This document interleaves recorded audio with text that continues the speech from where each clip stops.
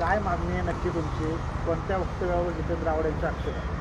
काल एका कार्यक्रमामध्ये जितेंद्र आव्हाड यांनी हनुमान जयंती व रामनवमी हे दंगली घडवण्यासाठीच आयोजित केले जातात असं एक बाष्कळ विधान करून हिंदू समाजाची मनं दुखावण्याचा प्रयत्न त्यांनी केलेला आहे।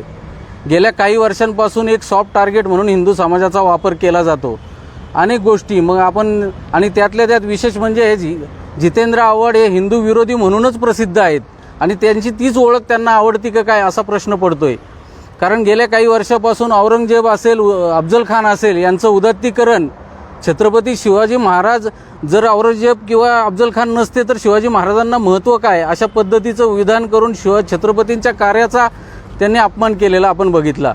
आणि आत्ता काल त्यांनी हनुमान जयंती आणि श्रीरामनवमी संबंधी काही वक्तव्य केली। अशीच वक्तव्य मागच्या काळामध्ये त्यांनी इशरत जहाँ सारखी आतंकवादी असेल जी एन्काउंटरमध्ये मारली जाती तिचं समर्थन असेल किंवा वेगवेगळ्या तो करमुसेला मारहाण असेल, अशा प्रकारे हिंदुत्ववादी कार्य म्हटलं की त्यांना काय तिडीक भरती काय कळत नाही। एका बहुसंख्याक समाजाचा सातत्याने अपमान करण्याचा विडा त्यांनी उचललेला आहे का काय अशी शंका या निमित्ताने उपस्थित होते। मग राष्ट्रवादी काँग्रेस पक्ष या हिंदू विरोधी मानसिकतेचा विरोध करणार आहे की नाही हा आमचा या निमित्ताने सवाल आहे।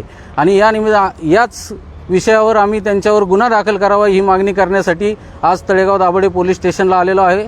आणि आम्ही आग्रही मागणी करणार आहोत की त्यांच्यावर गुन्हा दाखल व्हावा, कारण बहुसंख्य हिंदू समाजाला सातत्याने अपमानित करणं हे बरोबर नाही आणि त्याचा आम्ही जाहीर निषेध करतो। मी भारतीय जनता पार्टीच्या वतीने त्यांच्यावर गुन्हा दाखल करावा ही मागणी या निमित्ताने करत आहे। जितेंद्र आव्हाड यांच्यावरती गुन्हा दाखल झालाच पाहिजे, झालाच पाहिजे, झालाच पाहिजे। जितेंद्र आव्हाड